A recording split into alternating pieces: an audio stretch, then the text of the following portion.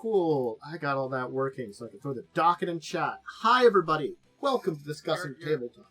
Oh, wait. What? Huh? You're fine. You good? I don't know Okay. why I didn't... I I realized my brain forgot that it takes a second for the thing to come up. Oh, yeah, no. It's been a long day for both of us, so I am not saying anything. I actually do have food next to me that I haven't even accessed. So maybe while we're chatting, I'll finally break it out. You know, I've been rushing to get things set up here because I was, running behind schedule today because it's just been a little chaotic day. Yay! It's November 18th. With a cold. Yeah, it's November 18th. Everybody, welcome. Yes, this is Discussing Tabletop. If you missed that portion of the entire, we do talk tabletop, other than go on about the insanity of life and stuff like that. But I guess that's, icing on the cake. I have fish. My mom picked up dinner. She's very nice. So I will enjoy this. There's a docket. I put it in chat. It's a bunch of... It seems like we can never get away from wizards doing something or having to talk about them. It's not like it's always... Like, the holiday one is the nice topic of the wizards' topics. We'll talk about that for a second. But, just sometimes. I just would like a, wizards doesn't do anything stupid week. Just sometimes. Once in a blue moon. It would be nice. It's Wizards of the Coast. What are we gonna do? Anyway. What's their weekly duty? It is their weekly duty. They said, they took a look at what, USAopoly was doing a couple years ago, and were like, hold my beer. I guess that's the way they say it, but, Alright, so, I guess we will start with, something that is going to... It's just interesting and neat, and it's funny that this is the kind of stuff I like it when Wizards does. They're putting out a Magic the Gathering holiday promo. Now, this is a promo that not everybody will get. It's for stores, employees, partners, friends of Wizards of the Coast, so people that generally are, at least a little bit more in the business. Like, there's store promos and stuff like that. So it is, a store could get them and distribute them if they wanted to. So it's not like a person couldn't end up with them. It's just that, it's a specialized holiday promo. I'll put the link in the chat here. Link it. And it looks kind of like adorable. It's pitch the title of up to X holiday-themed sequels to target spell. Copy that spell for each title pitched, except the copy that has that name. You may choose new targets for the copies. I mean, it's funny. It's a joke card. It's it's the usual, they're doing the holiday version of it. But again, this is when I'm happiest with Wizards, when they're just doing shit like this. Can you just give us more shit like this, Wizards? Just all the time. Just be silly. I like it when you're silly. I don't have to worry about it. Yeah. That's neat. Sequels to target spells. Yeah. Okay, I see. So, like, if the spell was a title... Yeah, well, like, I think it would be like if you cast this on, let's say, like, Lightning Bolt, you'd have to come up with holidays, versions of that, which, I mean, that would be a challenge for that one, but I'm sure there are other cards which would be easier to come up with, things. It's a creativity thing.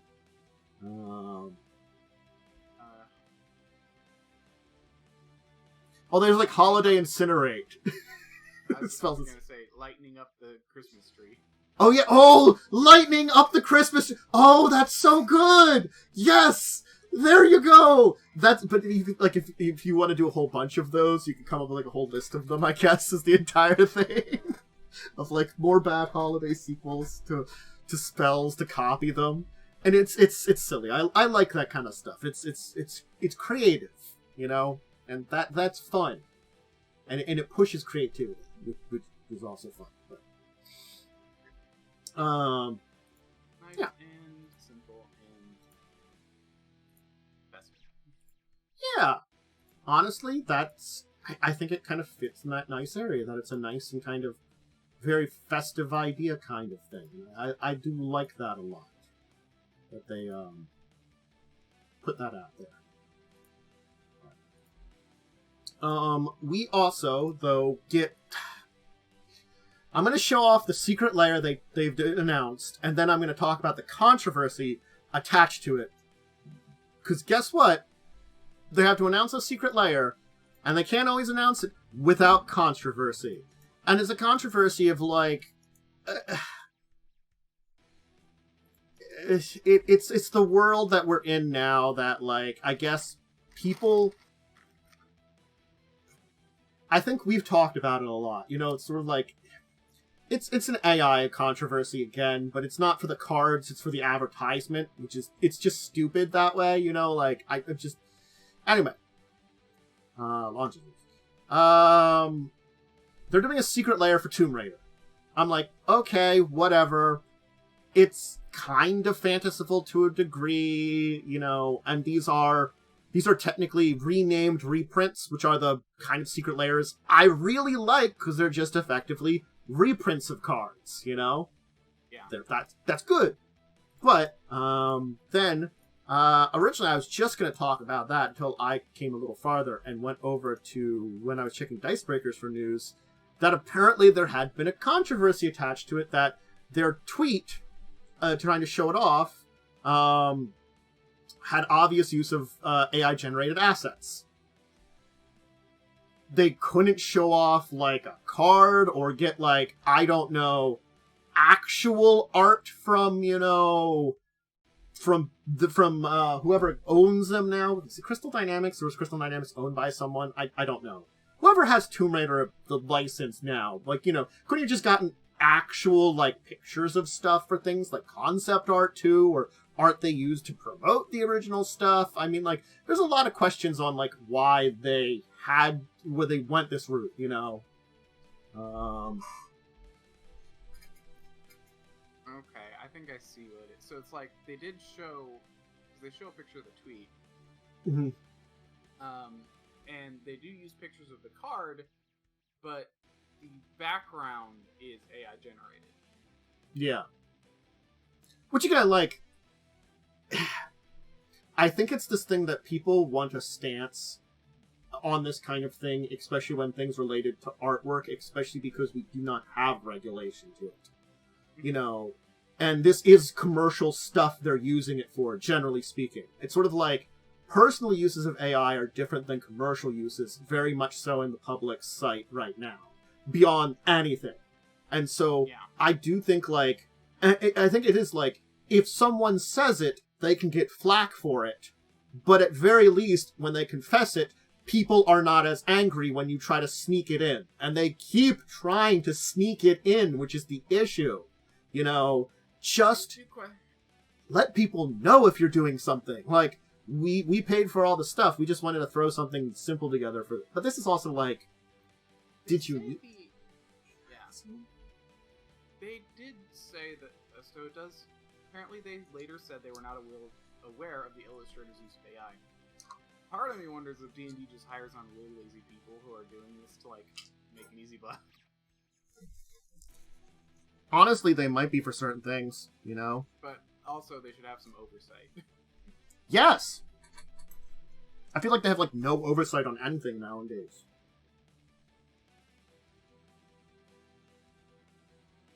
Like, we have guidelines for this. They shouldn't have done this. Oh man. We're sorry. In their, the Big B Glorious Giants or whatever. Yeah.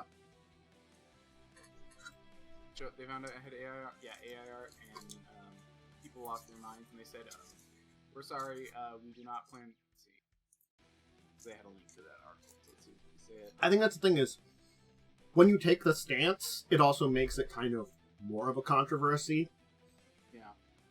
Like... Well, okay, actually, they do technically have no publicly available AI-generated policy. Okay. kind of like, we'll see what happens. Honestly, is almost what it seems like.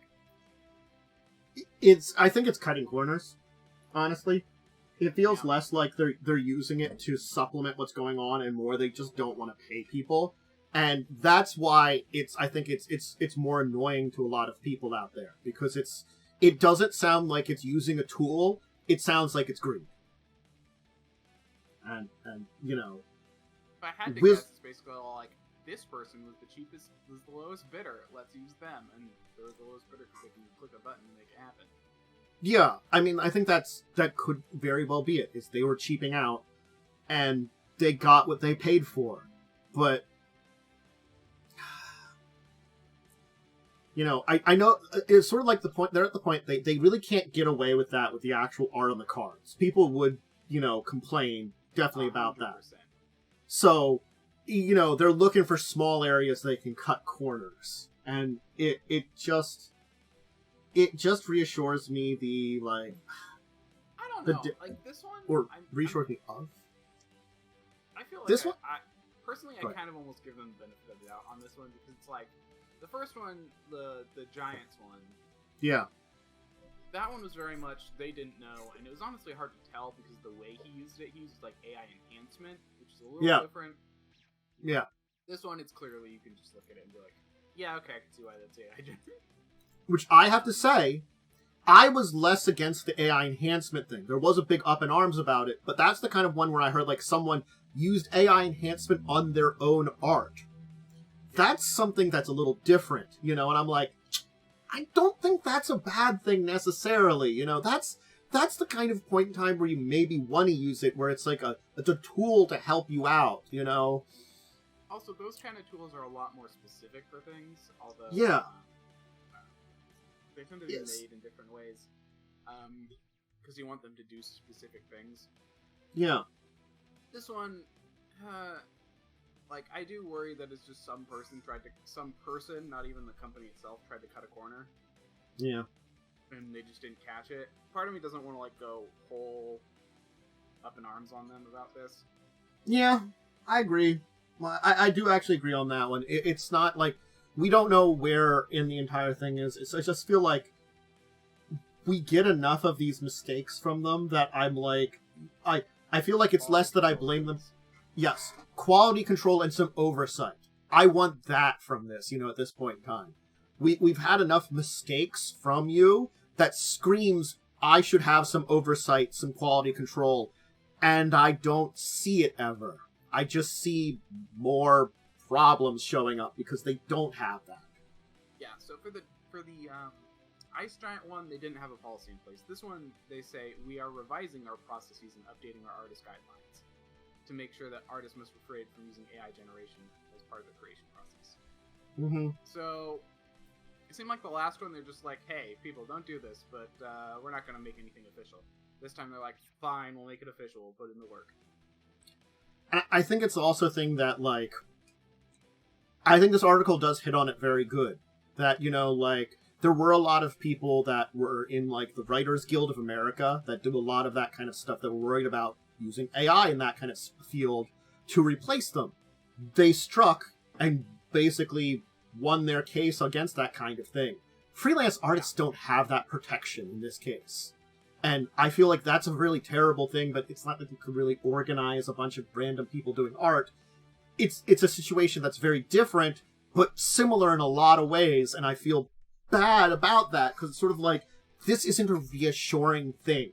You know, I want to be reassured by wizards, and we don't get that. They're just like, oops, our bad, we'll take care of it. Maybe we need artists to pay into, just pay a small fee into a system to make people, to basically make them, insured against this, and then... Yeah, I don't know. There could be a way to do it, there could not be a way to do it, I don't know. You have, an official seal of this has no AI approval. And, yeah, you know, there could be a way to, set that up, like the Writers Guild stuff. Yeah, or a nurse's license almost, or something, too. Which is a layer down from an actual union, but still has a lot of protections. Yeah. I remember learning about that when I sold insurance for a while, because we dealt with both of those groups. We dealt with unions and licensed people in our insurance. That's a story that I probably have told in the last 6 years, but that's where I learned that. So, anyway, I mean, I gotta be honest, the Lara Croft, the Tomb Raider cards and stuff, they're fine. I like them. The only one that I think is unique is the actual Lara Croft Tomb Raider card. All the others are prints, and so it's sort of like, one I can give you, and attacks exile for one target legendary artifact or legendary card from the graveyard. The discovery counter on it. You may play a card from exile with the discovery counter this turn. It's like, it's an interesting, mythic card. I don't feel like it's too crazy because of legendary artifacts, legendary lands are out there, but so I don't know. It's for other people to analyze deeper than me. Regardless, is that out now? Yes, it's out now, I think. So there's another Universes Beyond that just kind of snuck out there. Anyway. We can talk about Paizo a little bit. Yeah, that'll be nice. So their D&D's good twin. Yeah. Wizards of the Coast good twin. Wizards, yeah. Wizards, they're maybe they're the technically evil twin, which makes them good because wizards are already evil, so they have like a goatee, but they're like, hello there, I'm the good one. Yes, I have a goatee, but it turns out, when you're evil and don't have a goatee, your good twin has one. Anyway, do you want some cookies? I don't know what I'm doing anymore. So we have product lines that are finally under the Orc license. Of course, the major thing that's coming out is we have the remastered project, which... Who's checking if that... What the date on the remastered project is, because I think did it come out or not. I think the physical one's on.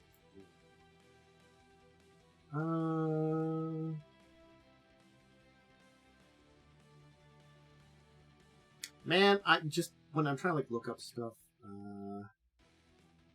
just finding stuff sometimes just isn't in my easy wheelhouse. I think the pre-orders for the Pathfinder Core 2 are... Okay, so they're not available anyway, but I'm just checking when their dates are. Sorry. But we have the first set of books that are no longer part of the OGL, basically, that are coming out. And I think we're finally seeing the Pathfinder taking a full step away from the legacy of its connections to D&D completely. It does seem you still have to use the OGL if you are using Starfinder or Pathfinder 1E. Yeah. They'd have to rewrite those systems to make them backwards compatible, so... That'd be really hard. I mean, like... Very much so.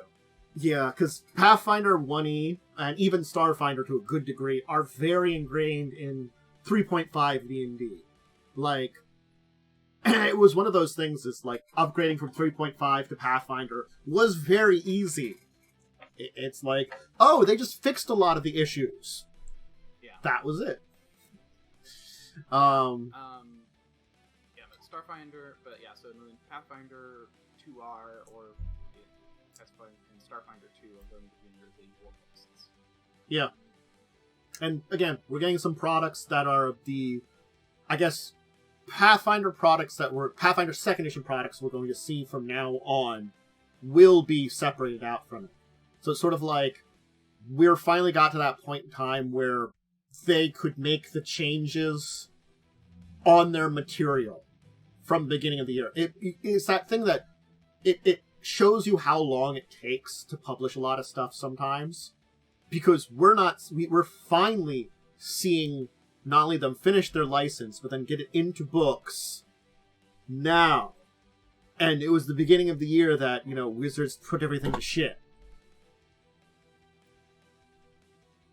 It's not an easy process. And I think that's the thing that we have to respect with this entire, look at this. That, you can separate out to a degree depending on, how you are. But, something that's as ingrained as Pathfinder was with D&D, being kind of like a weird alternate cousin.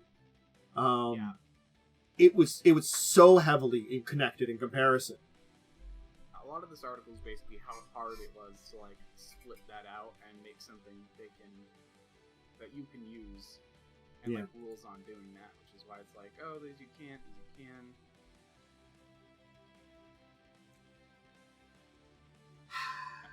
As of the publication of this FAQ, you are expressly prohibited from releasing any content in your Pathfinder Infinite or Starfinder product as licensed material under the ORC.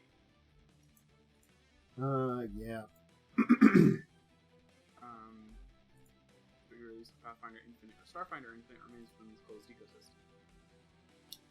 Yep. So, we have it. That we've taken that step away finally. And it's good. I think that's the thing I can say about it, is it is good to separate it out. So what is the Infinite stuff? So the Infinite, I think, is their redo of... No. That's their community stuff. So, effectively, they've released their first books connected to that. So they're now, saying, hey, here's the steps we've taken now. If you're going to be publishing stuff that's supposed to be Pathfinder or Starfinder compatible, which they are doing a lot more support of.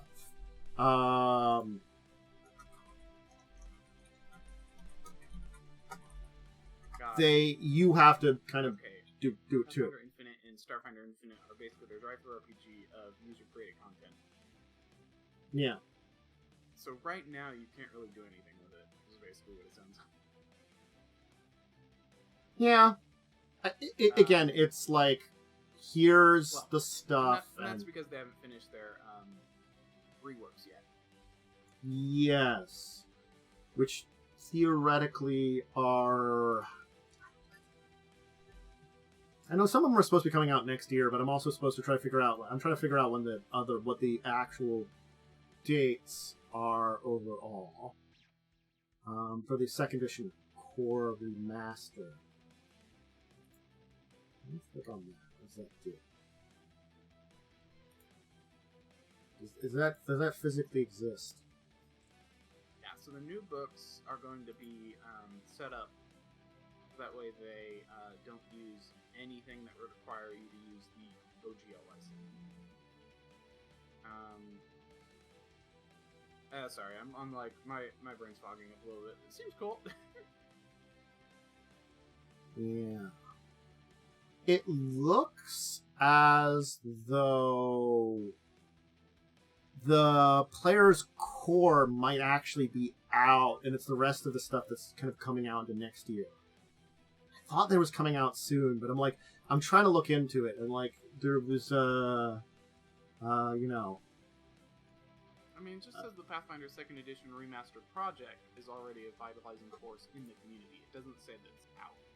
Well, that's what I'm looking at, because I've got the page for the Player's Core Pathfinder, and it looks as though it says print edition now available.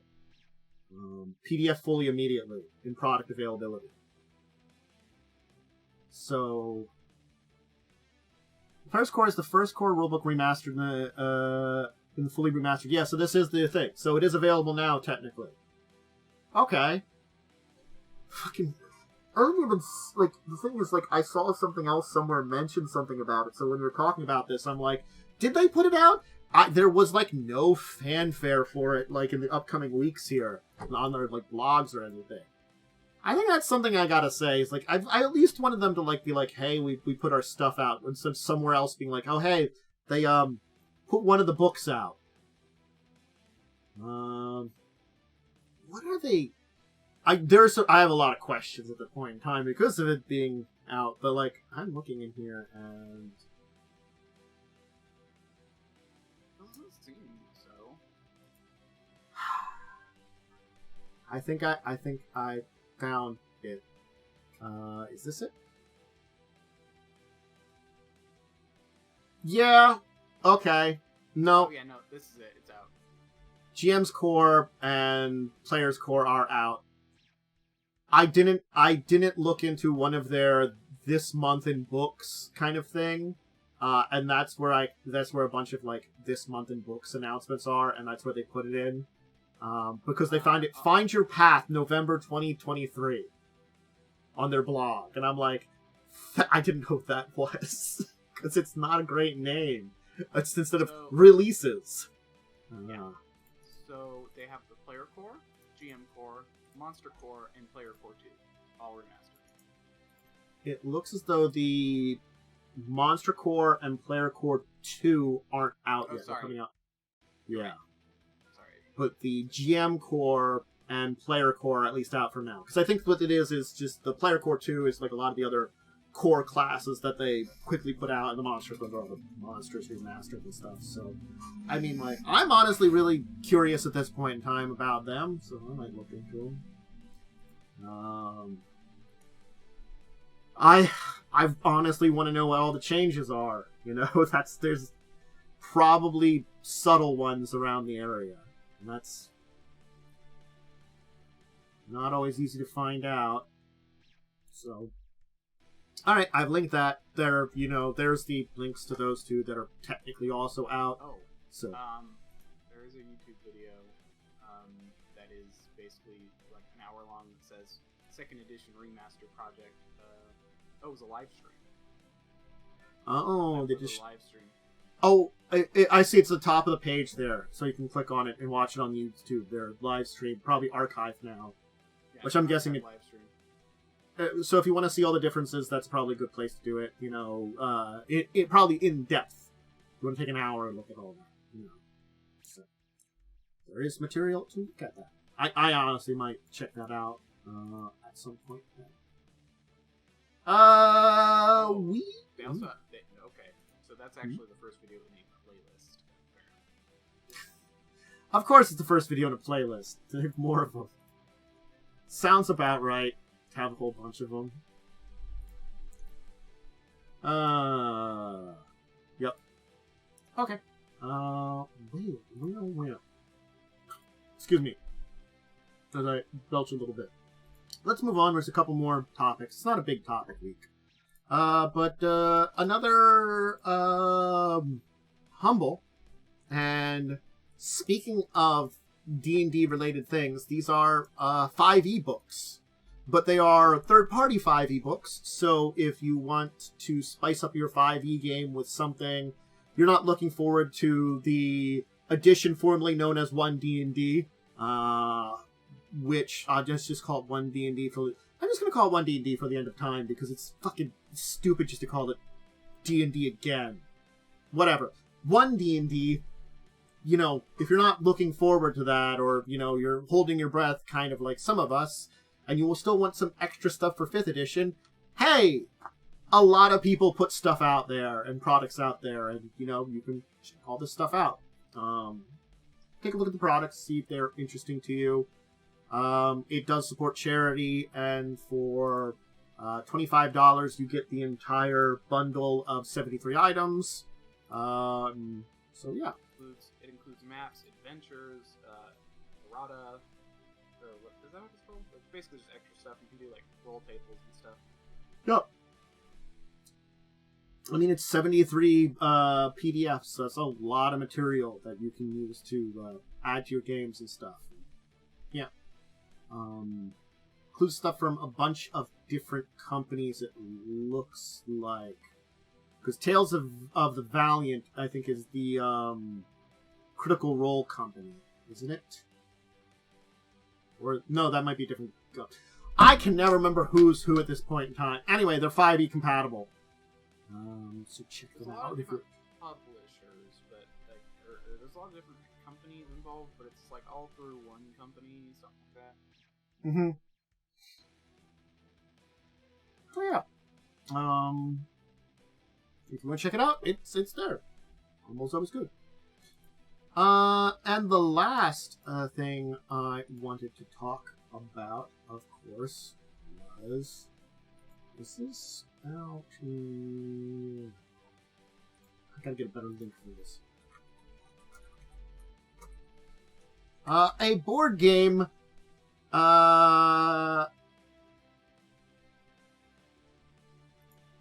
that is based on Sonic the Hedgehog. Right, here's probably a better article on it. I think that there's a Dicebreakers article, but there's also, which I originally saw for it, but also they talk about it on, here. Here's the company. Okay. I'm actually, like, backtelling it to the company, because I've got their okay. Here's their website formerly known as Twitter link, where they announce Sonic Roll. That's the company's X link. I'm sorry, Twitter, because it does twitter.com still. That is very large. So there's also like a Dicebreakers thing where they talk about it a little bit, where they've shared some information with them and a couple other places that seem to talk about it. It's supposed to be capturing classic Sonic feel in a semi-cooperative board game version of it. Just an announcement. Yes. Hey, it might be a PAX Unplugged. I get a feeling that Kess Entertainment is going to be at PAX Unplugged.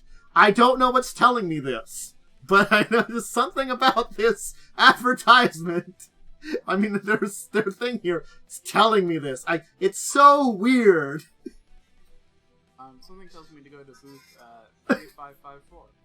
Oh man, maybe look. I can never remember the booth numbers at that place. You know, I'm sorry. I might find that booth. I might not. Anyway. But yes. Kess Entertainment, you will race through levels like Green Hill Zone, you collect rings, power cards, and fight things along the way. Somewhat cooperative board game. It's an interesting idea, but, you know, I don't know how well it's gonna go. I mean, like, of all the things a semi-cooperative Sonic, I guess, game is interesting. I'm curious how they're trying to capture this stuff here. I am. So we'll have to see a little bit. But it was you know, it's the age old, what media property are we making to a board game today? Which I can shout out there. Today it's Sonic. So. Anyway, gotta go fast. And there's more like songs related to that I can do for like the one of the very Sonic series rock anthem or something, but I can't remember. So just leave it at that in my lack of memory. Yeah. All right. So let's talk about some things. We can use the topic I was originally going to use for last week. We could use this week if we wanted to, before we got interrupted by deeper discussions on plot hooks and intros and stuff. I originally was going to have us talk about, because it came up in a game I was playing with Momo, artifacts, legendary items, and objects of power, because especially I think it was also important to talk about it as a topic because we just got Wizards sharing with us their Deck of Many Things book. Oh yeah. Deck of Many Things is like... It's the MacGuffin of all MacGuffins, but it also is like... The one reason I was interested in that book is because it's sort of like... The Deck of Many Things, up until now, has always been, honestly, a meme. It's a joke. You don't do it seriously in a game, ever. You know, it's never meant to be serious. If you're really looking deep into it, it's probably going to ruin things. It's sort of like in this... I've heard of good ones done where it is the center of the plot, but it should never be a side plot. Yeah. I mean, like, making anything that's an artifact a major part of the plot, especially if it's very powerful, is important. Because special, legendary magic items, artifacts, objects of power aren't always the end-all, be-all in a lot of plot points, you know? But a lot of them tend to be powerful enough that they have to be, almost, I think, is the way to look at it. Like, if I have an Orb of Dragonkind, it's going to control dragons. It's going to be a major plot point. While if I have, like, you know, there's, like, honestly, something like a Philosopher's Stone is strong, but not that strong. So, you know, it might be a small plot point, you know, but it's never going to be, like, the same kind of major one. I don't feel like it would. If that makes sense. Yeah. I guess it's, you know, minor and major artifacts, but I mean, like, that is just power scaling. In general, that always doesn't come up as an importance in the difference, I think. Because just because it's a minor artifact doesn't mean it couldn't be a major part of the story. It's just that some artifacts, because they're minor, you would have to make I think it's...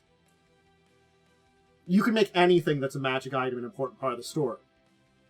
And it's just how you do that. Am I saying this correctly? I think I am. I'm trying to explain my thoughts in a coherent way, because I have them. A important item itself makes itself more important to the story. How powerful it is makes how easy that it is to integrate, or to maybe say maybe it doesn't need to be important. A Philosopher's Stone can be a major plot point, but it cannot be the end-all, be-all to the story.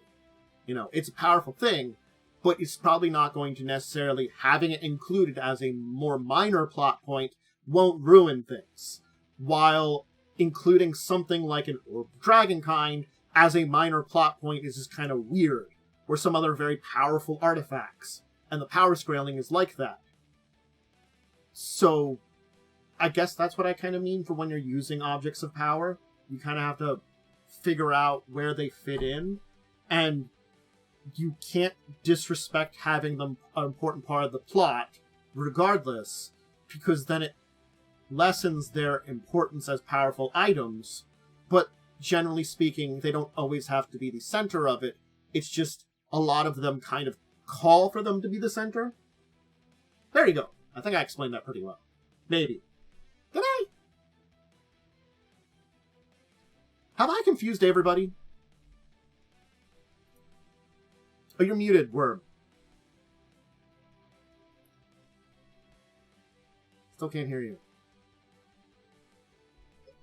If you were saying anything, like, I hadn't heard you for a little bit there while I was doing my stupidity rant.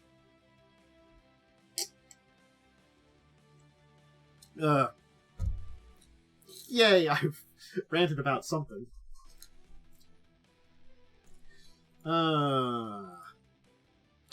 Don't mind that. Can you hear me now? Yes, I can hear you now. Oh, yeah, okay. I hit a weird key.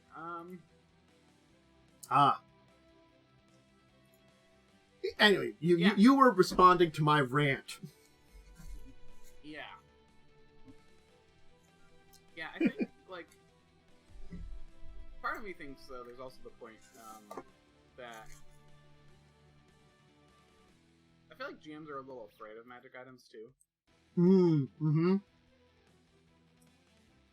That one I won't argue against, too.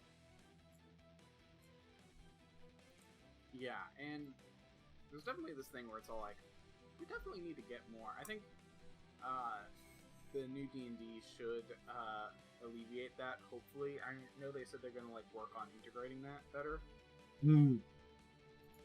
It's like the way it is, it's just all magic items are just magic items.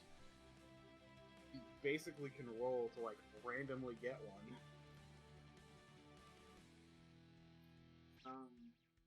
I mean, it's the weird thing that, like, I feel like stemming from 3rd edition on, and this holds true in 4th edition, it holds true in 5th edition, it holds true in original Pathfinder, and it even holds true in 2nd edition Pathfinder. You can't exist without magic items. Really. Like, you know, certainly 5th edition is the closest away from it, but even 5th edition, I feel like you start reaching a certain point where if you do not have any magic items, it kind of hurts, especially things that have, like, resistances that, you know, you would need a magic weapon to overcome. Yeah. And unless you, like, set up to, like, oh, I have to have this magic or special ability that I specifically have to build my character into to replace the magic item, well, that's, you know, did you know you needed to replace the magic item? If you did, I mean, that's a low magic game. When people know about low magic games, those are games. I'm not saying they don't exist, but I'm saying, like, a standard one would not be low magic. It would be standard magic. Yeah, but artifacts are like that tier above tier where it's all like, these do a very specific thing that's usually very powerful. And it's very hard to, like, not make it around something. Yeah. Again, like, my example, the Philosopher's Stone, I feel like that's kind of on the border between very powerful magic item and artifact, you know? Because it either makes money or true resurrection.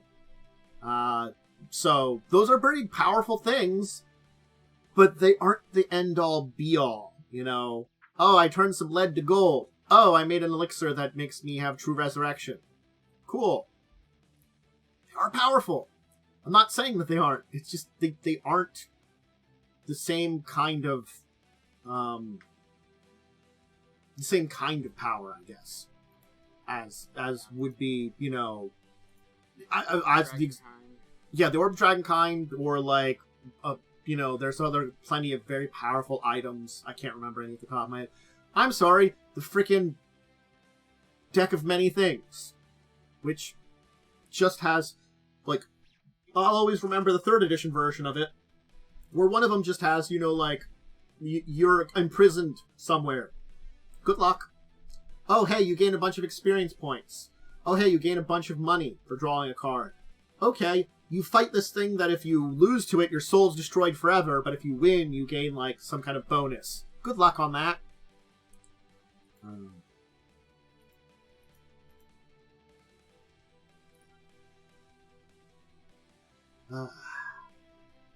There's a lot of stuff like that, I guess. I think that exists. That's kind of in this nebulous zone of effect on the game. And I think that's why, like, I'm not a fan of the Deck of Many Things, even with the upgrade to it. It's kind of a funky neatness, but unless they altered it very dramatically to make it, or maybe, like, gave us an actual story that relates to it, which I think you could write a story related to Deck of Many Things, you know, that, it's still not that useful. It's like, it's a meme book. I guess that's what it is. It's a meme book, and that's what I've thought about the book, you know, and then we have, you know, it's the weird thing of, like, we in Momo's game, which I'll talk about, we had our ending in Momo's game, got very powerful, we got powerful artifacts, technically. Now, they were probably minor artifacts, effectively, at this point in time. I guess, like, they used to be more powerful, but lost their powers, kind of thing, you know, which makes sense. They were divine weapons, you know. That happens with the power of deities wane and stuff like that. But they could do some cool things. It was like a magic axe. Like, I had a magic axe that could cast some spells per day, which were neat. They weren't like super useful, but they were neat. And I forgot that it was a separate section. Yeah, so and we blew them up in order to save the world. I don't know if that was the intended use of them, but that's what we did. We found out we could. But it also meant that each of the individual items had less merit then, because we had 4 items, and they were just items that we had, and we got rid of them all to make an explosion. They were a MacGuffin. They weren't an important part of it, so it was just kind of like on the border of things, but we were also high level too. Like, I was like level, well, I wasn't like high level, you know, but I was decently high enough level that, you know, we were already getting into very powerful points in D&D by the... So, but there are a lot of, there are a few in the D&D, like the Book of Vile Darkness, Got that one. Seeds. Mm-hmm. Those two. Eye and Hand of Venka.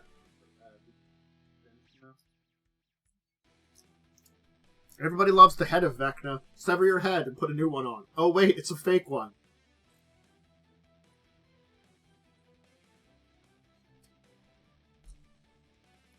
Look, I've tended to treat a lot of object as powers as, like, you know, I'm always okay with magic items, but something that's really powerful, I honestly speaking, as a DM, as a player, I think I like them a lot more, but as a DM, I just don't have the respect for them, I think, the same way. Because I don't usually write stories that revolve around having something powerful like that, you know? Yeah, I mean, it's something. Trying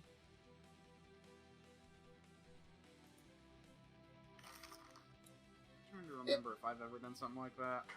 Kind of, I think. Well, like, I mean, like in a one-shot, I basically introduced I took a joke from somewhere. I can't even remember where I saw the joke. I think it was from something else that I saw someone put it up on, like, it's could have been like 6 years ago on Twitter or something, or like some other place, like, you know, someone showed an image from something. That someone made the joke of a, instead of armor of invincibility, it was an armoire of invincibility. It was a piece of furniture.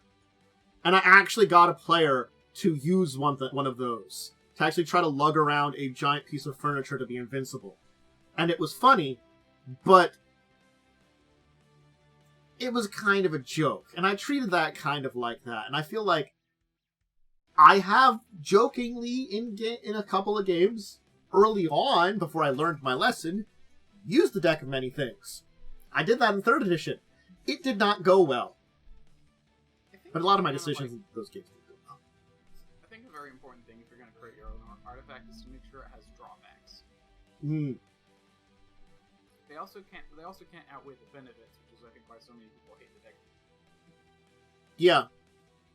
I think that's why, like, there are places where you can outwit things and where you can't, where you can be clever, but a lot of very powerful items, you really can't outwit them. Yeah. You cannot win against them, but you can play up to them. But that's different.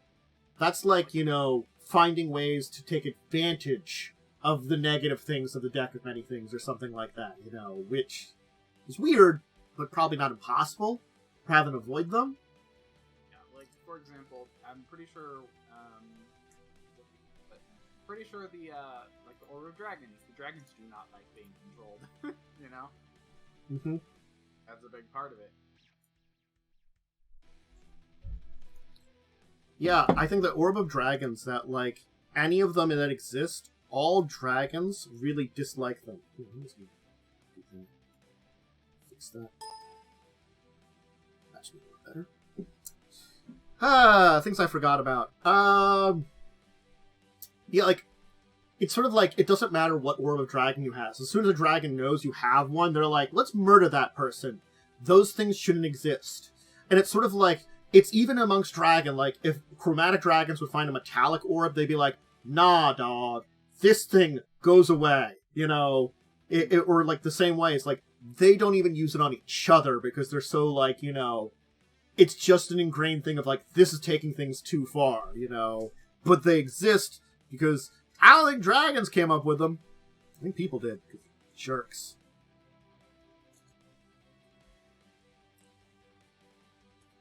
But it was originally made in a the last resort in a war against dragons between elves and humans versus dragons. I mean, that's a good thing about a lot of these items. They have stories behind them, which can be very interesting and can add to your story. So I think that's the entire thing, is like having a very powerful magic item in of itself tends to lean towards making it and especially like artifacts and other things or anything that has a legendary, like, as I kind of put it, an object of power makes it an important part of your story regardless, or makes it a part of your story. And it very well could be an important part of it depending on how powerful, important, etc., it is. There are plenty of, like, there are some, like, artifacts that are out there. Like, if I'm playing a Pathfinder game and you wound up in possession of some kind of artifact, regardless of whether you could use it or not, it would mean something to the entire world because it is an important item. You know, there's no, you know, like, oh, I mean, there was an entire adventure path about using elf gates. If you would find, like, oh, here's a key in an elf gate, that's a teleportation circle to, like, somewhere else in the world. That's like, or like a portal kind of thing. That's very powerful travel. That's, like, a very important thing. Or there's plenty of other things that just could end up in your care that would be like, it changes the course of the story being there. It's just existence. Yeah. Because reasonably speaking, if you ignore it, the thing is, the concept of it being powerful or important, regardless if it's something you've written on your own or something that, you know, is previously made, once you ignore that strength, importance to legend, importance of the magical item, it makes it, well, less important. And then that's the problem, is because it is going to be more powerful than your player's other magic items, you're sort of like also making those feel less important. When they kind of are, and also are kind of a neat little thing there, you're like, you know, it's like, but I got this cool thing and I want it to be cool and stuff, you know, and oh, this is really awesome, and oh, the best artifact. It's a paperweight. Yeah, like, some could be shared by the party. I mean, the Orbs of Dragon kind of just looked into it, so it contains the essence of I just read through its entry. It contains the essence of a dragon. And you actually have to make a DC 15 Charisma save, or else the dragon controls you. Yeah. Which is like, an example of legendary kind of powerful items done wrong. And this is a big one that I can compare this to, and it's a video game.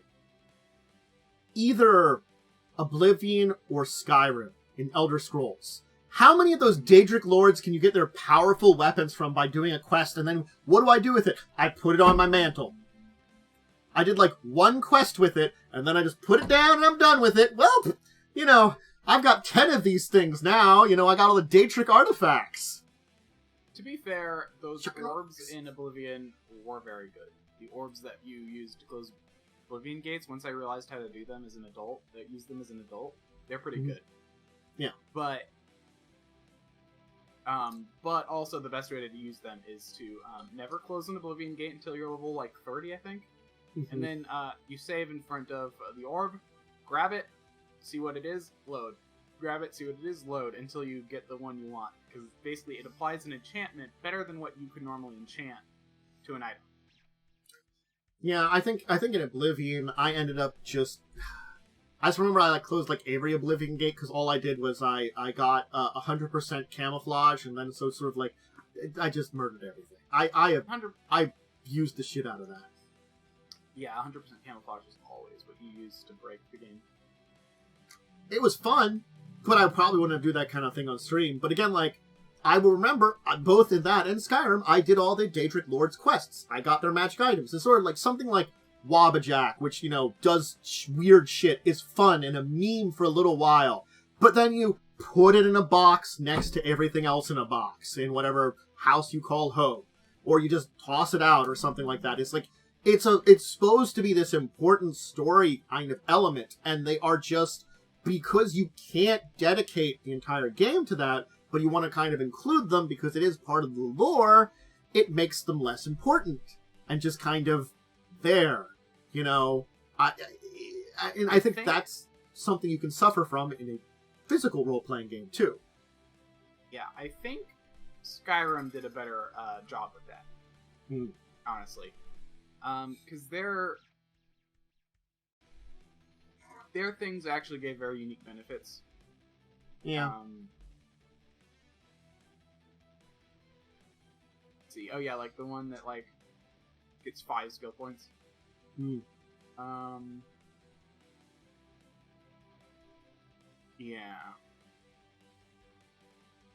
Yeah, these were good, I would say. Again, like, Key, that's a good one. I feel like it's like most of, like, there's a couple that can maybe be different, but like, again, by the time you're getting to Skeleton Key, you probably have a lot of lockpicks, might be good at lockpicking, you know, it's like, it's less important at that point. It doesn't mean it couldn't be, but, like, also then it's just like, it's just another lockpick that doesn't break or something like that, you know?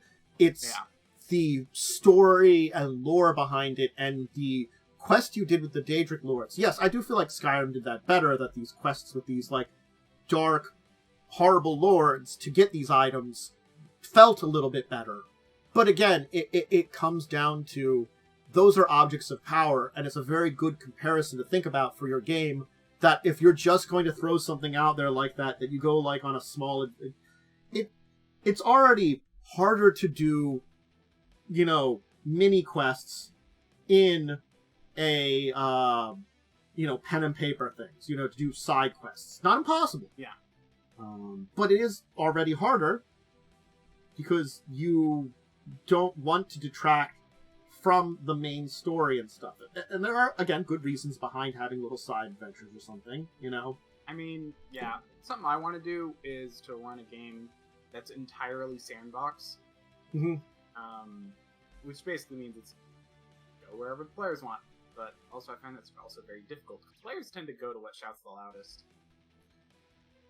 Well, it's sort of like, I can take, we'll talk about it more when I talk about our week, but in like the Crimson Queen, you're in kind of side quest the section of the game almost to a degree, because you're just employed by, you know, the guards, and it does have a good thing of establishing your connection with the guards, with nobility, with the helping out the city, which makes big differences when more bigger story beats come in and you get involved with them. You already have those connections. So it does have an importance as still kind of being side quests. It still establishes something in and of itself. And I think that can be something important for a side quest.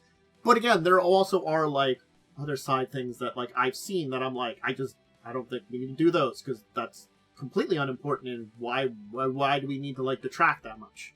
There's a level of taking it too far, to get too distracted, to, like, you know, something like that, but... Yeah. As far as, like, very powerful, useful items, definitely got to be careful, because, like, if only one player can use them, then it's, like, kind of a little bit distracting. Yeah. Artifacts, though, I kind of stick with just, like, they should be highly relevant. Even if only one player uses it, people should have to decide when it's used. Yeah. And I think I definitely think, like, on the artifact side more than very powerful objects or legendary objects, I think on that one, because they usually have very specific purposes, you either have to, like, have that story beat of, you know, let's take that. I could have a story about a quest for a Philosopher's Stone. Or I could have something happen and someone say, hey, the only way I can cure this is with the elixir of the Philosopher's Stone. here's I think this is a place I heard you could once get one, or here's something to help you on like a this portion of the quest to retrieve one. And then it's an important kind of chapter of it, but it makes it like an important part of the story. So it's like you either have to do one or the other with an artifact. You can't just have it be there. Like, if I would find a Philosopher's Stone, it's sort of like, where did this come from? What the hell? Oh man, you're walking. Oh, and that 20 perception check, you see a weird shiny red rock off on the side of the road. Look, that actually could be a really interesting opening to a quest line or like a storyline of... Yeah, but again then, rather than having it random, have it be like, where the hell did this come from? And then have like some maybe like villain or something or some person come looking for it, and there's your quest line, your story, you know, like the but that's still making it more important rather than you find a shiny rock by the side of the road, it's a Philosopher's Stone. Okay, we're moving on. Yeah, that's just, it's poor writing. I guess that's the, you know. You know, so important objects are important, as weird as that is to say, because that's a like, redundant statement there. It's just something to kind of keep in mind. An important artifact. Arrow deck from Crimson Queen. Yes. It's because the thing is, it's an intelligent magic item that is a unique one, because it's not just a magic item that gained intelligence. It basically, what intelligence it gained was merged with the deceased soul of someone, which makes it a very unique one, highly intelligent, got very good abilities, you know. And also, like, summon it and ask it questions, and someone's holding on to it, so it's kind of like, oh, okay, this could be interesting, or it could, yeah, you know, it depends on how to use it. And the thing is, it's one of those things that is important to the story, because it isn't, like, super artifact power, and it is more of a... Honestly speaking, it's something that people should keep in mind, is you could ask it for advice. Yeah, I think it is, I'd consider it an artifact, though. I could see how putting it at that kind of level almost, because it's very unique. It's unique, it's sentient, it does have unique abilities. It may not be a very powerful artifact, but I consider it an artifact. It actually might be that in the book stats. They actually give me the full stats of the Harrow deck in the back of the book for that one. Because a lot of the good things about the books is they do provide. This might kill the camera for a second to make the PDF smaller. But oh no, it's not the right size. It's slightly minimized. Remember, they put a lot of the, you know, magic items and stuff in a compendium, which is really nice. So, and there are actually a number of artifacts that are in this entire thing.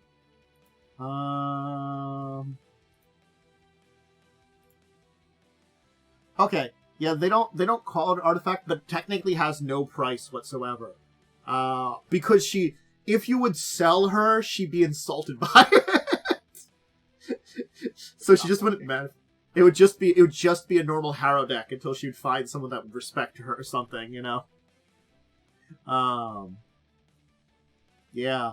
And her castle level's only 10th level. Like, if it was a lot higher, then that might be more artifacty, but still. It's still pretty powerful. Mm-hmm. I mean, an artifact doesn't have to be 20th level caster, though. There's a sword. How did Lamb kill a 10th level character? 10th level expert. Good point. If you have an NPC class, you probably don't have a lot of actual abilities. I think she basically almost considered like a 10th level expert with a bunch of feats that gave her some minor magical abilities to use in conjunction with her like family's passed out heirloom to do some like predictions and stuff like that. And you know, became more magical with her death because her basically whatever would have been like ghost powers became magic in the deck almost or something. You know. What was Lamb? Actually, pretty damn high level. He was 6th level, but he was a 4th level expert, 2nd level rogue. Oh, so he actually had class levels. He did have class I levels. can see how he killed. His disadvantage was he's old aged, but he also has his 3 minions, so like he probably had like honestly the half work to it. I'm sorry, a 10th level expert still isn't good at fighting, especially if they have like no stats to back it up, you know, and no abilities. They're just some person that can maybe take a few extra hits, or knows how to like run away a little bit better. And maybe she wasn't always 10th level and it kind of boosted her magical abilities to the death. But again, it created a very powerful object, and there are other ones you can encounter in this adventure, for sure. Because it does take you to very high levels, you know, and I think there is, like, entire storylines of, like, you know, stuff related to ancient ruins here, and the Shwanti, and stuff like that, that revolve around some of the things that are when you're getting into the bigger storylines that are happening behind the scenes, that have been kind of unearthed by these actions that have happened. You know, the king's death, the ascension of the queen, and the great turmoil in the city are like, you know, these 3 things here by themselves might not be anything, but they lead into other stuff. They open the doors for other things to happen, you know. And those other things will lead into deeper, more powerful storylines, you know, and the overall, you know, threat you gotta save Corvosa kind of thing. You know, which, you know, that's how these things go. I do also like this adventure a little bit better because you're like, the last one we did, you're saving a region. This one, you're saving 1 city. I'm sorry, it's a much lower scale. It's nicer that way. I'm really gonna admit. Sometimes just having the scale to saving a city is still really great, but it's not saving a region. You know, that's a little. I feel like it's more like you're saving a county. Let's be a little bit real. Okay. Corvosa technically has influence over the area around it. Oh my.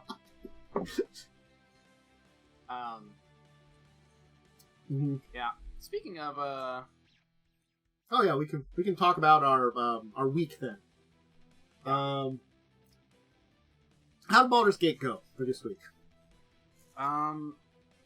Let's see. I've been very overwhelmed with everything to do in the city because they kind of just go like So I'll be honest, the ending is very annoying to me because they basically pop you into the city, go, here's the end of the plot. All you have to do is these 2 things to finish or to move on to the next part, and then they're like, oh, but then here's a giant town full of a ton of side quests.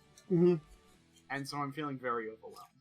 So you're like, you could just end the game, or there's a lot of these side quests you could do if you really wanted to. Enjoy.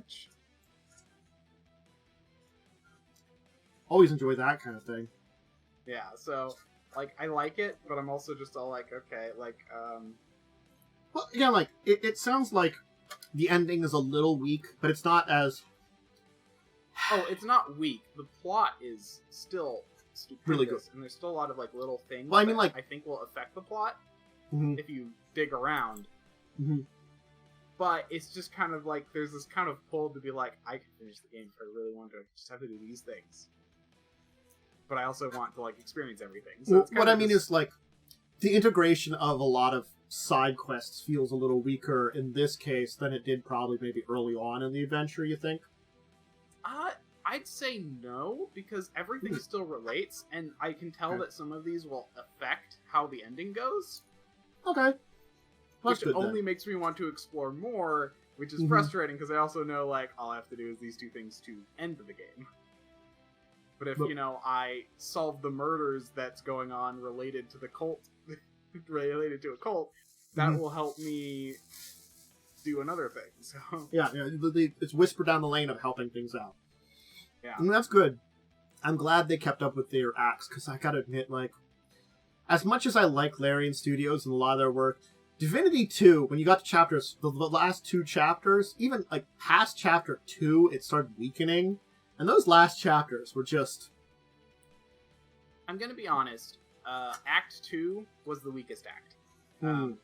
I'd say Act 1 they did start off super strong. And then Act 3 is honestly, there's a lot of stuff to do. It's very interesting. But Act 2, there's just not a lot of plot. Okay. It's a lot of exploring a town and just seeing how that town has fallen to pieces. But those pieces don't really relate to anything else. They're self-contained little stories. Okay. At least Act 3, these extra things relate to other things. It's the Act 3, at least things feel more connected. Okay. Interesting. Neat. Well, you folks did have Wednesday, and the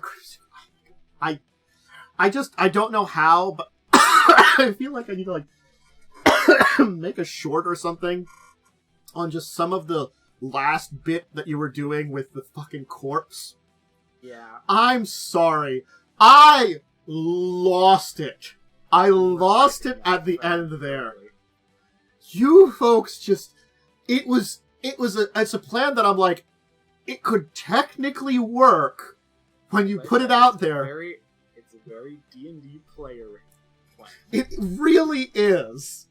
So, like, you met with the queen. That was fine. It was kind of standard. You meet with royalty. It did establish your connections with that noble house a little bit more, which I actually really liked, because you technically have gone up there on your own. It was just taking a lot longer. But by, like, going to that noble guy, which I was just like, you did leave him in your room for sale. No, honestly, I did love how it's all like, oh wait, you're still here. Plan. That was a really good plan. That wasn't, like, something they included. I'm like, honestly speaking, having, like, a noble connection's not a bad idea. And, you know, that little thing there of reinforcing that was pretty cool. And, like, I can use that a little later on when certain things happen, that you have a connection there that could help you out. You know, it makes things easier for me in the future, technically. Which is great. And then, of course, you met with the haggard, you know, commander of the Corvosan guards, who's just like, look, man, shit's going down. I'm doing my best. We really gotta not get on each other. Queen, she's not really what we wanted, but she's what we got. We gotta live with her. We all gotta get together here and make sure to get this town back in fucking order. So you with me? Yeah, she's very much that lawful neutral of order is better than chaos. Yes. Even if you don't like the ruler. Yeah, she's like, whatever, it's a change of guards for the royalty kind of thing, a little bit much. Like, you know, which again, like, you can have your own emotions about her. I try to present her the way that they explain her to be. And, you know, again, there are things that will go on with her and decisions she'll make that, you know, you can react to, you can help be progressive to, which, you know, will help affect the city. Because she is a relatively new ruler and probably not the person you want in charge. I'm going to be honest. From all of the pictures that I've seen of her, like, going into this, I thought she was going to be so much more of a bitch. Yeah, I mean, she's supposed to be, like... She was a trophy wife. And I think that's the best way to describe her. She is a trophy wife. No, I know, but I was totally expecting her to be all like, I want these people to do what I want. Why aren't they doing it? Like, they're almost like a tantrum, almost. It's the thing is, I can't say there isn't some of that there, because she's royal. But there is a lot of that decorum of royalty that does go over top of it. And probably that might be like the thing you're thinking on in the background, you know? It's like, I want your... You know, you try to keep up the decorum and you don't let that slip through, you know? It's the proper ruler thing to do, you know? Yeah, but I do like how she actually was sad about her husband, you know? She is actively distressed, so it's not like I need to do. It's not like, why aren't people listening to me? It's it's like I'm overwhelmed and I need help. And it makes you I'm like, okay, actually, this is nice. I can work for this person now. And you know, so it's an interesting establishment there. And yes, so in second half, you're going to where the Cowhammer boys, which are former guards who, for whatever reason, broke away from the guards and are giving meat away to the local populace. They're also doing dirty work on the side. Yes. there's a lot more to this story, but it does sound very strange, and I know you've just kind of wandered into it a little bit. Yeah. I mean, I like the idea of trying to join them. I feel like it went a little bit awry and we should have tried something else, but apparently everyone decided to roll with it. Look, the thing is sort of like, when you went to them, they either offer... The thing is, none of you are dressed like the people that live around there, so they're like, they were not going to serve you at all. And like, the join our group is sort of like, what the fuck do you want? I feel like, Cell's character. Maybe. Well, I think, like, Lynn's character does work on that, because Lynn's is like, I lost my position as a guard. As soon as they told that story, that actually made it a lot more convincing for them, because they're like, oh, yeah, you've been done wrong by the guards. Yeah, they left the guards for their own personal reasons and stuff like that, but maybe there's a little bit of that, things were not done right there or something in there in themselves, definitely. Yeah. Disgruntledness that maybe allowed it easier for them to be convinced to leave, Yeah. I mean, and so, I think, yeah. So that was very good thing to add in there. And also the bluff roll was really good. Yeah, and I think that, I do think it was a mistake to send, we're getting the racism against the Shanti now. It's the problem that the Shanti are treated still very badly, in the city. Oh, I know. But also I was like, okay, they're not willing to give it to him. They also don't want him to join.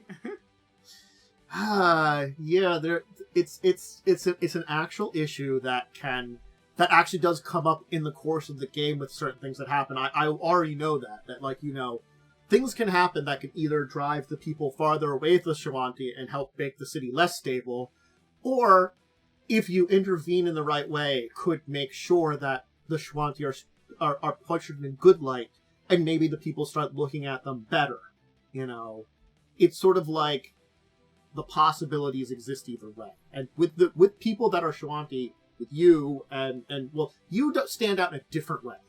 You're some kind of dragon creature, which is unusual, but there's a lot of magical shit in the world. So, and Corvos is a big city, so people are kind of probably, take a look at you and be like, that's kind of weird. Okay. They're not going to be, stare for long periods of time. In a small village, they might, be cautious of you a lot more. But there's definitely, you're going to get some looks for a minute, and then they're just going to ignore you and go about their business. Joe stands out probably not as much, because he's probably had some time to integrate a little bit. But there's still that, Shawantiness he probably has that stands out. I think he did say his character does have tattoos, Shanti tattoos. Yeah. My character does too, technically. Which is that it's probably not as visible on scales. Yeah.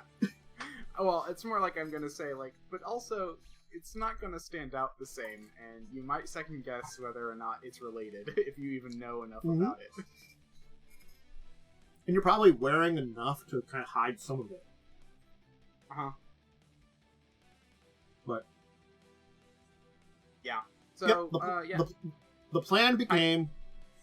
Hog tie an old man. And get the corpse you dumped in an alley. And because they asked us to whack an old man, so we tied him up because he wouldn't listen to us about staying low for a while. And so, and then we're gonna bring dead body of Lamb over.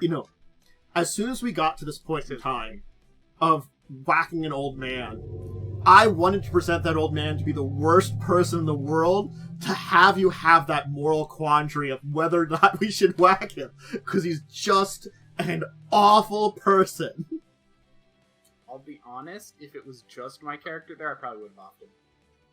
My character is much more chaotic neutral than everyone else. Yeah. I'll be like, this man doesn't belong in the world. I mean, I've got to be honest, I presented him that way.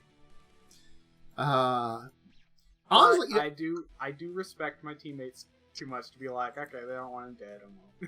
Well, the thing is, I did not know how this entire thing could go, because there is a level of possibility in the way present the entire portion of the thing that I didn't know how much of investigation you would do, whether or not you try for a more peaceful solution, whether or not you just try to go beat the fuck out of them, which is an option. Mm-hmm. I know. I had stats for them. So I suspect it'll come to that to some degree. Yeah, it might.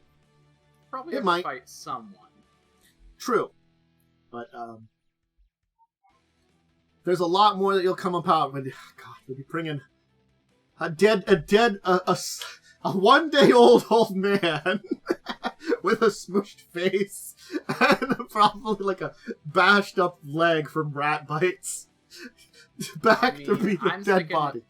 I'm gonna stick to my plan of following the pigs. I'll probably let them handle that, see what they do with it. If they get into trouble, I can swoop in. That's an interesting one, too. Part of it for now. Oh, yeah, you're going to go on an interesting adventure in and of yourself. I'm not going to lie on the direction you're taking. So that'll be interesting. I made use of animal. Mm-hmm. Apparently that's rare. It's just a thing that it doesn't come up a whole lot. Because, like, most of the time, either you have magic spells, which replace that, or, honestly speaking, you just kick its ass, whatever it is you're encountering. Yeah. Because it's that rare point in time where you're like, it's a trained animal, and we're not killing it if we don't need to, and also, we don't have magic to take care of it. It actually does state, like, there's a wild empathy thing, and it does state this allows you to, like, or influence animals that are, like, wild. But it also does state that, domestic animals are, like, different. So yeah, you almost do need, like, the class feature from a druid or shifter. Yeah, for something more wild. But for, like, a trained dog, I'm like, yeah, animal work. Goddamn trained that's basically dog. like, I can be its friend. Yeah. You can be authoritative and be like, sit, good boy. Something like that. Yeah. And then I did have, as I mentioned, I was kind of talking about it, I had the conclusion of Momo's Thursday game. And I will tell you, it went well. It was fairly story narration-y. So, it did, I think, it's the thing that I do regret a little bit, is the way that Momo did it. Momo opened up for more adventures in this world. It sort of it's a conclusion of these people's adventures, but there's more adventures to continue in this world, which I don't mind because Momo and Lightning are doing a bunch of ongoing games here and there set in this world setting they've built, But, like, me who pops in once in a while, like, every, third adventure for a bit or something, or for, a small one, I don't see a lot of it. So it's sort of it does feel a little less of an important conclusion to me, I don't like the conclusion as much. It's fine, but it's not it doesn't feel as conclusive, and there was just some, a little bit of, Deus Ex Machina stuff, my entire character's thing was, I left my people because my continent was plagued by undead in last generation, and I wanted to undo them. Oh, the magical explosion happened to throw out a lot of radiant energy that, one of the things it did is killed a bunch of the undead, so now that's no longer a problem on my continent. Well, then it's sort of well, I guess I can go back to my people and we can be well, I guess we're just here now. We're one of a bunch of little tribal people in this continent that no one sort of owns anymore because the people that really were in control it all died in the undead attack.